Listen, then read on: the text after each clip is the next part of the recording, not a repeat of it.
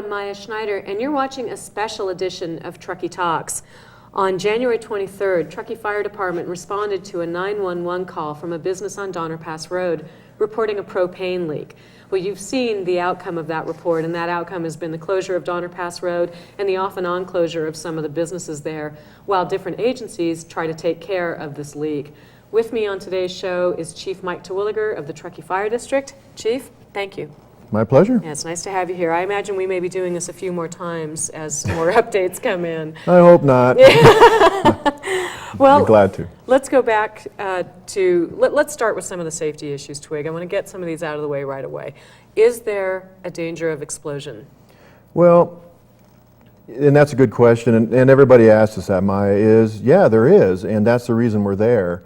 As you mentioned, we responded January 23rd to smell of propane, and we respond because it's a life safety issue for ignition, and we determined it was larger than a normal leak, isolated the area, and we continue to monitor to this day while there's all kinds of mitigation efforts that we can talk about to get rid of the propane, but we're there to monitor to make sure we don't have explosive limits.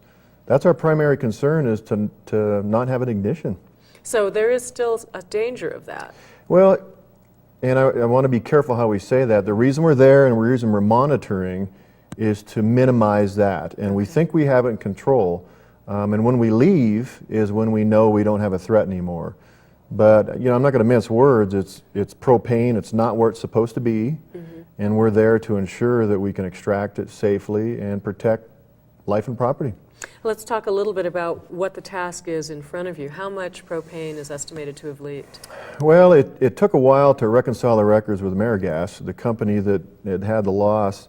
We learned, I think it was Monday or Tuesday, that days are starting to blend together on this thing. It's been a while.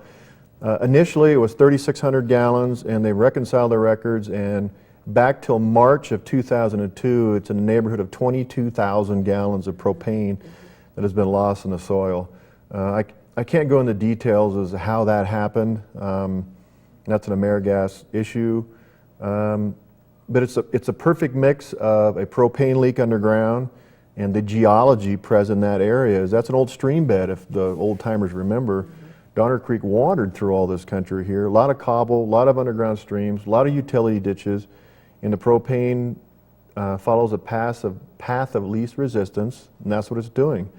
And it's a plume that's following these paths. Do you think there's a danger of this plume moving beyond the area that you're working in right now? I don't think so, because it's been 2 weeks or somewhere in there, and it's pretty much static. We're doing perimeter testing where we probe into the ground with our gas detectors, and it's kind of staying in the general location where we know it is. Dairy Queen, Donner Pass Road, Granite Chief, AmeriGas, and it's kind of staying in there and under Donner Pass Road.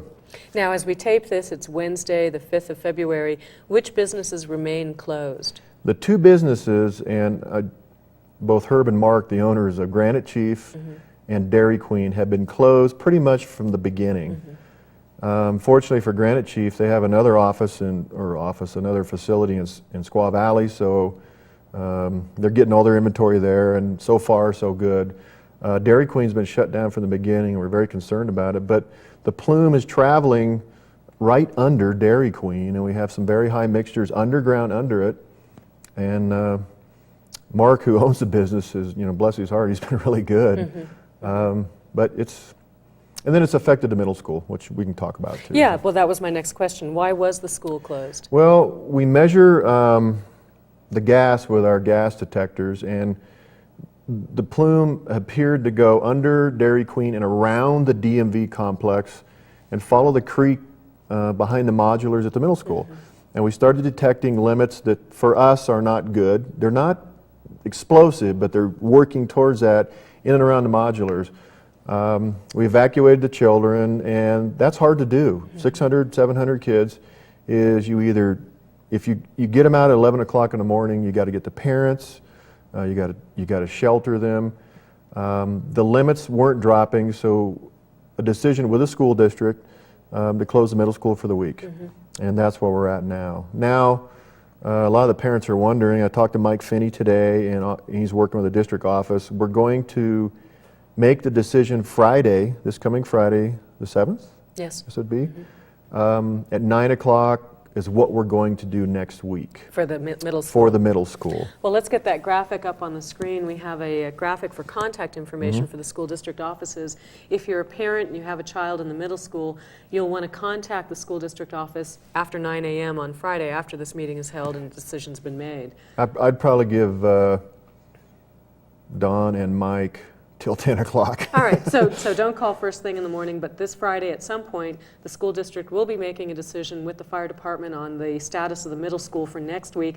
You'll want to call the school district at 582-2575, or you can look on their website at www.ttusd.org, and they'll have updates either by phone or on the website about the status of the school.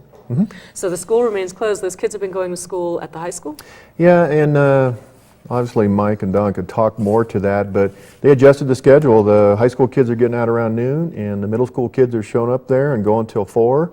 I was there the first day to talk to the high school teachers, and it was, having been a parent in the school, it went amazingly smooth, because that can be a free-for-all. Yes. And the kids, the middle school kids, were just in awe of being in the high school Well, anyway, how so cool for them to wander the know. schools, the high school halls. Pretty hard for me to go see the principal, because I still think I'm in trouble. You probably still are. Yeah. Chief, are there any health risks with exposure to propane? The fumes, once you can smell it, the gas is there. Yeah, that question, we've had the community meetings, and that's one of the common questions. Because there's such a strong odor in propane. The two health risks that we have daily, one is flammability, which would be an ignition and possibly explosion, which we're trying to minimize, and the other is if it's total immersion in an atmosphere of propane, it replaces the oxygen your body needs, and you suffocate. Now, that would be a tremendous amount of propane. So asphyxiation, and that's far beyond anything we're dealing with here. So really flammability limits. Some of the skepticism is that ethyl mercaptan that's put into propane to make it smell, in its natural form it doesn't have an odor. And buildings blew up and nobody knew why, so they put this stuff in it years ago. Is the parts per million that you get when you smell is so minimal, your nose will pick it up million times before it could ever be a problem for you. And there's a lot of skepticism with that in the community. They don't believe that, but we have a deal called a Draeger tube that we capture the atmosphere in areas of heavy concentration in the soil where you can smell it. We heat the dirt up and emit it in this tube and send it to the lab for analysis, and it can't detect the mercaptan in there, but you can smell it. But you can smell it. And so it's not going to hurt you when you smell it. But if you smell it, call 911. Okay, now I was just going to ask that. So whether you're on Donner Pass Road or anywhere else in town, if you smell propane, call 911. What we don't want people to do is go, it's just a darn leak. Right. And I'm not going to report it, especially if they're Bank of America or somewhere in the vicinity of the plume. the PUD building, Safeway complex. You shouldn't be smelling it there. And if you smell propane, call us. Call 911. Okay. That's what we're here for. And don't walk out the door and try to flag down a fireman. Get on your phone and call 911. Get on phone, call 911. Okay. Yeah, every time. We don't mind. Okay, so here's the $64,000 question, Chief. When will Donner Pass Road reopen? I'll tell you this, is it will be closed through all of next week. Now we're getting close to the President's Day weekend. Yes, and I met with town manager today, Steve Wright, because the districts and the town and everything are tight on this, is we'd really like to have Donner Pass Road open and this back to a manageable state by President's Weekend. Tamara with the town, who is handling the road closures. Tamara Blanton. Right. She's she'll probably go off the deep end if she has to manage the traffic on the weekend. I can't imagine what that would look like. And this is really an inconvenience. It's difficult. It's unsafe. That's our goal. But like I told you earlier, is I can tell you what it is. I can tell you where it came from. I will tell you that the two environmental firms we've hired are nationally known. They've never dealt with this before, propane underground. The systems that are developing to extract it, we're learning day by day, so I don't know. I think you're going to see eradication efforts for months at the site. But Donner Pass Road, we've dug up quite a bit of it. I hope by President's Weekend, Maya, but we just can't guarantee it. I can't guarantee it. Well, safety comes first. Yeah, and I want to say is we have 3 goals in everything we do in the fire service, police service, everything. Protect life, protect property, stabilize the incident. Sometimes folks want us to stabilize the incident, continue operations before we close the loop on life. Right.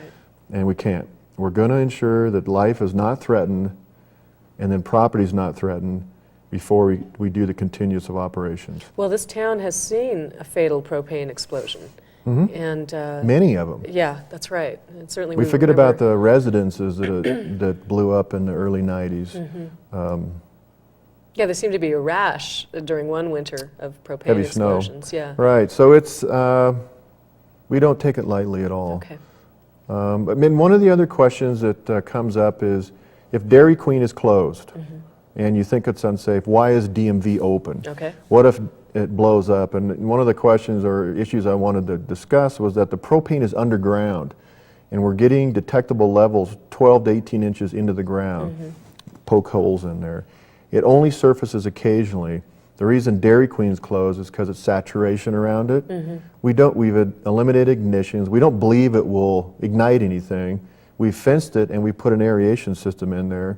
So it's to secure the site. It's a hot zone to keep people out. But we don't believe ignition is as likely as if it was pumping into the building like the old days when we'd have buildings. Then you would be much larger perimeter would have been evacuated. But we could eradicate it because it's above ground. Okay. This is underground and it's encapsulated and we can't get it out. We're working on it. Yeah, and we'll talk about how you're going to get it out in a minute, or maybe you can give us some insight as to what the consultants are doing. But you mentioned a few minutes ago the cooperation with the town. Talk about that. You've got a number of agencies now working on this site. Who's the main contact for people who have a question? Well, I'll back up a little bit and answer the question by talking about the organizational structures. Many of the people that will be watching this are involved in the government agencies and get involved in our Emergency Operations Center. And you were part of that when you were the council, and we put a lot of funding toward that, and it's at City Hall. And the intent of that is all the agencies that have jurisdictional authority within a problem get together and address the problem as a team versus each agency doing their own thing like they would on a day. So this particular incident, we have a unified command structure, the town, the fire, and environmental health. And under that, we have all the TSD is working with us, the PUD, the law enforcement is handling road closures, environmental health, and we're all sharing. So our information officer for all of us on this is Alex of the town. Alex Terrazas. Alex Terrazas at the town, and all information goes to Alex. Okay. And if anybody has any questions, goes to Alex, and I think you've got his phone number here. Yeah, I was going to say we can get that up on the screen now as well. Alex Terrazas is the town's PIO, Public Information Officer. He is the coordinating officer for public releases here. Alex Terrazas can be reached through the town of Truckee at 582-7700. You don't need to learn how to pronounce his last name. He's the only Alex at Town Hall so far. So you want to talk to Alex, the town PIO, at 582-7700.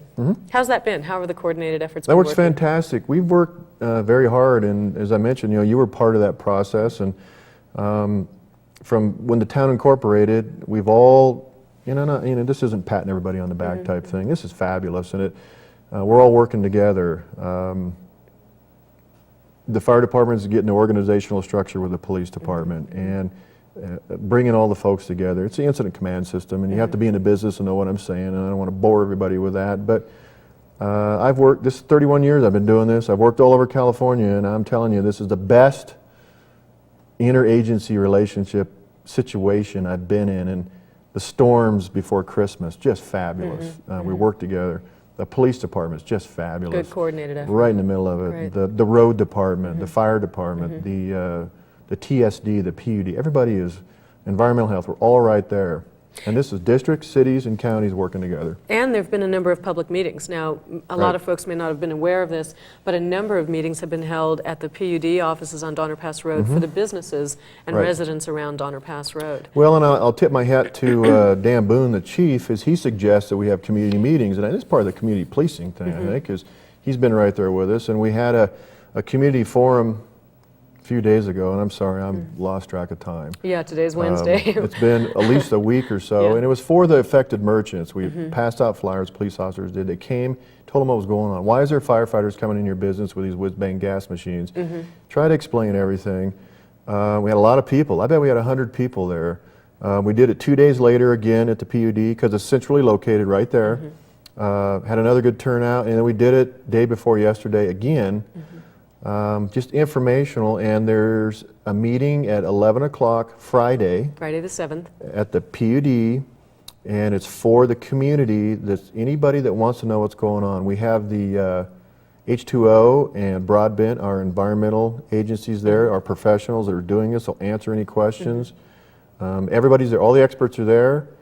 The insurance provider for AmeriGas, the whole shebang.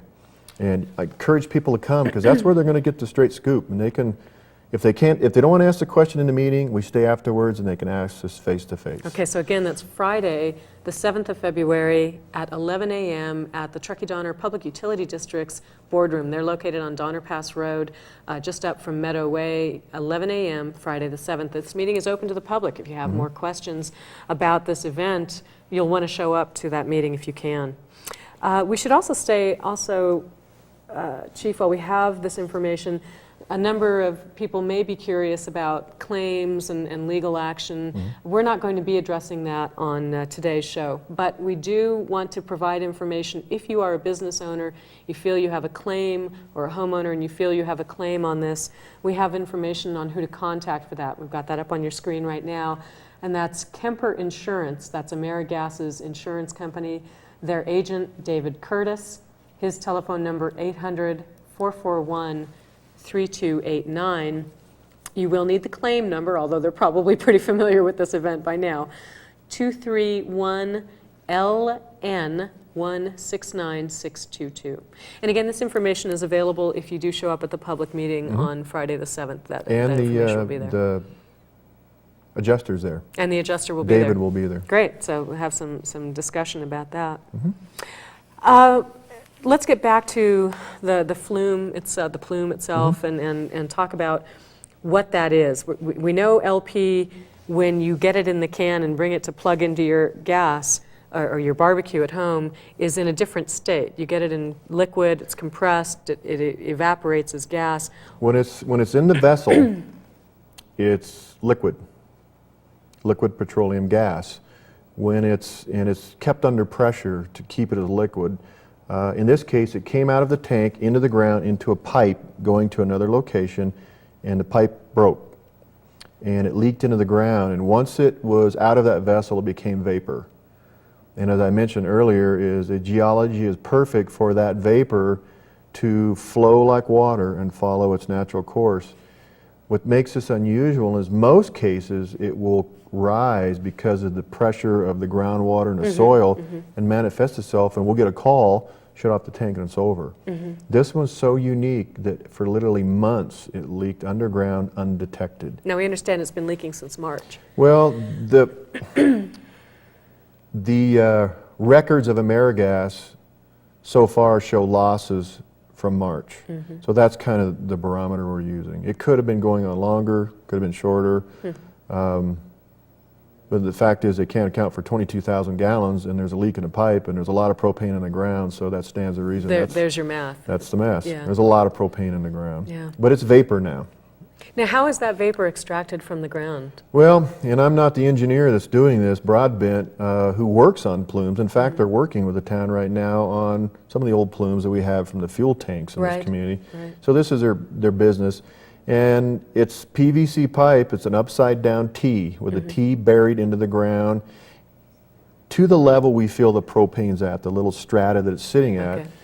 Then they cap off that to seal it and hook it up to a vacuum system, create a negative pressure, and try to draw those fumes back up the tube. and expel it out into the air. Now the next question is well, as explosive vapors go into the air, as we're sitting here, they're starting it. Finally got it done. We have our gas detectors checking the LELs coming out of there to ensure that they're not explosive. We don't think they would be, and it's the same technology used for extracting gasoline fumes. I think we're all familiar with what's going on at Pat and Ollie's right now. Right. That type of thing went on there. So it's the same engineering with a little bit different twist. Do you think we'll be seeing the same thing as we've been seeing with Pat and Ollie, as the sort of chain link fencing around a pile of dirt and a gurgling machine? Well, you know, my guess is that, or our hope, we kind of comment, we're looking forward to the day where it's a chain link fence around the AmeriGas site. It's isolated there, everybody's back to normal, and they're just working on that site doing their cleanup. Whether that's going to happen or not, I don't know. These guys are good, but this is all new. So we'll see. So we're sort of the test site, the beta site for some of this. Yeah, Truckee. In the news again. How does that happen, Twig? Here we are. You mentioned a term, and I want to get that out for the public. You mentioned LEL. I think folks are going to be hearing some terminology they're not familiar with. Lower explosive limit, and I'll try to make it as simple as possible, and I won't get any deeper than I need to go. Propane in the atmosphere, if the atmosphere is 100%, the explosive limits are 2% to 9%. So if there's 2% up to 9% of the atmosphere is propane, it can ignite. Okay. Our lower explosive limit is rated below that 2%. So our gas detectors detect, when they say 25% on them, that tells us that there's gas in the air and it's not supposed to be there. But the gas detectors we use, 200% is equivalent to the 2% threshold in the atmosphere. So you really are being conservative. Right. So 25%, but remember, these are very small increments.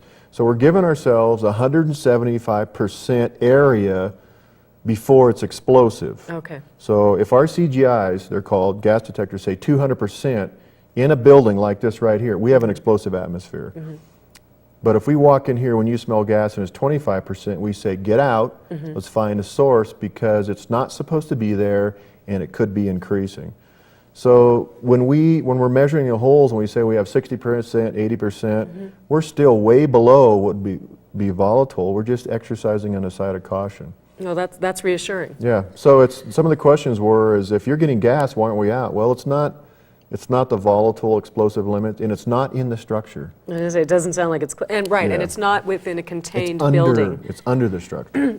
Which makes it less of a hazard? Well, when it's underground like that, it doesn't have it's not within that 2%, 9% of oxygen. Okay. If you took that same concentration and elevated above the ground somehow, and just put it out there as a cloud floating around, it'd be very explosive. Well, that brings me to my next question then. In the propane extraction that you were talking about with this T structure and sucking it out, are we sucking it out and expelling it into the atmosphere, or? Well, we are. We're expelling it in the atmosphere, but the interesting thing is that as it draws it out, it's so small amounts, and it mixes through the vacuum system, and by the time expelled, it's in the parts per million. How will you know when you have it all out? I don't know. All right. That's what the broadband's going to tell us, and H2O is. But we have our detectors out there right now. I'm hoping they're running, and they're measuring all around it to see. If they do have an explosive mixture, then they also have a system set up that then they can ignite it and burn it as it comes out. Okay. So either way, but I will say is tomorrow, anybody sees this, and just for tomorrow, or actually the next few days, this could go on for the week. If they might smell this mercaptan in the area. We have firefighters coming in late tonight from other agencies on the hazmat team to help us. We're going to be at the businesses tomorrow at 8 as they come in. So if people smell it, we'll be there to let them know that, hey, we're okay. One other thing we're doing, I want people to know, is, and AmeriGas is doing this, we're getting them to purchase 50 propane detectors that plug into 110 sockets in the wall. And hopefully they're being FedEx, and we're going to put them in all the businesses. In that immediate area? In the immediate area, in the school, and basically it's the same thing as your CO detectors and a smoke detector, but it's by the floor. And if they chirp at you, you're getting 20% LELs, you call 911, and we'll come out and check. Okay. So, I want to recap some of the information that we have here. Again, the road closures on Donner Pass Road, 22,000 gallons estimated of LP gas in the ground there. The fire department coordinating with other agencies and, of course, consultants to extract that LP from the ground. 3 businesses are closed: AmeriGas, Granite Chief, and the Dairy Queen. All the other businesses in that area are open, not necessarily easy to get to, and that makes it even more important that you continue to patronize your local businesses. That includes all the businesses in the DMV shopping center, the Pizza Junction, and of course Wild Cherries, and then across the street, the 7-Eleven and what have you. Want to make sure that those businesses continue to get our business as we fight this issue. And as the fire department continues to practice conservative methods, we appreciate it, Chief. okay. Excuse me, a couple of other questions. There have been fire trucks there the whole time. Right. I've never not seen a fire truck there. Will you always be manning the site? Well, the part of the reason is we're trying to manage this incident with the fire department with the on-duty personnel and not bringing people in because it just goes on and on and on. They need Right. their rest. So we park the fire engine and the ambulance out there, so if we have a call, It's the there. firefighters that are there can go. They don't have to run back to the station. Initially, we had it parked there because of some of when they're digging up the street and what have you, we want to make sure there wasn't ignition. But now it's convenience because we're running, we're very quiet about it, but 10 to 12 calls a day for ambulance service, smell of propane in structures, all fires.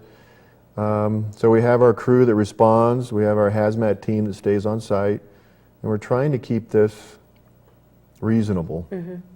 We don't want to experience bureaucratic swell, as I like to say. Yeah, although there's something about seeing a fire truck there that makes you really pay attention to those barricades. Yeah, and it's a presence. I mean, we know that the businesses there are nervous, and we want to be there for them. And if they have any questions, I have a couple of other questions, and you may not be able to address these, so I put you on the spot, but it's okay to say I don't know. One of the questions is about water quality. Is this LP near the water table? Is it? well, as a matter of fact, Janet Mann with Environmental Health, Nevada County Environmental Health, has been working closely with us, a key part of this component, and one of her tasks is to oversee the other environmental agencies. So Lahontan water quality has been notified, as with air pollution, to look at this. Right now, LPG is not considered an environmental hazard in that it doesn't mix with water like gasoline would. Okay. The water table's right there, but it doesn't travel in water per se. It off gases is when it gets in water. So environmentally, no, it's not really doing anything. It's relatively inert in that sense. Well, that's a good It's a good thing. That's a good thing to hear. That's one thing we don't have to deal with. Now, you do have Nevada County, Janet Mann, as you mentioned, Nevada County is monitoring this as well. What surprised me in all of this, and we're going to have to wrap this up pretty quickly, was that it doesn't seem like there's any agency that provides oversight to LP distributors in terms of auditing their monthly books and that kind of thing. Yeah, and it's kind of interesting, and I'll get on the podium for Ted Owens, our mayor, is that Ted is taking this for us to the legislature to find out why and to see if we can get some legislation. Perhaps because there isn't anything. introduce legislation. I, as a fire department, I have a lot of authority on certain things. I don't have the authority to go in and force them to test underground piping. Right. Nobody does. And so Not the building department, not the fire department, not anybody. new installations, we're all over Right, them, but we can't right. force them to check. So kudos to Ted. He's already been in Sacramento. He's Working on this dealt with effort. Rico Aller, and so Okay. good for him. We're going to wrap this up just briefly again. The recap, 22,000 gallons of LP still underground. The fire department coordinating with other agencies in the town of Truckee. We don't know when Donner Pass Road will reopen. We're hoping by President's Day weekend. We don't know that for sure. This has been a special Truckee Talks update. We will be bringing you additional updates as we get more information. There is a public meeting on Friday the 7th at 11 a.m. in the PUD board offices. Chief Terwilliger, thank you so much. My pleasure. And we'll keep hanging in there. Oh, yeah.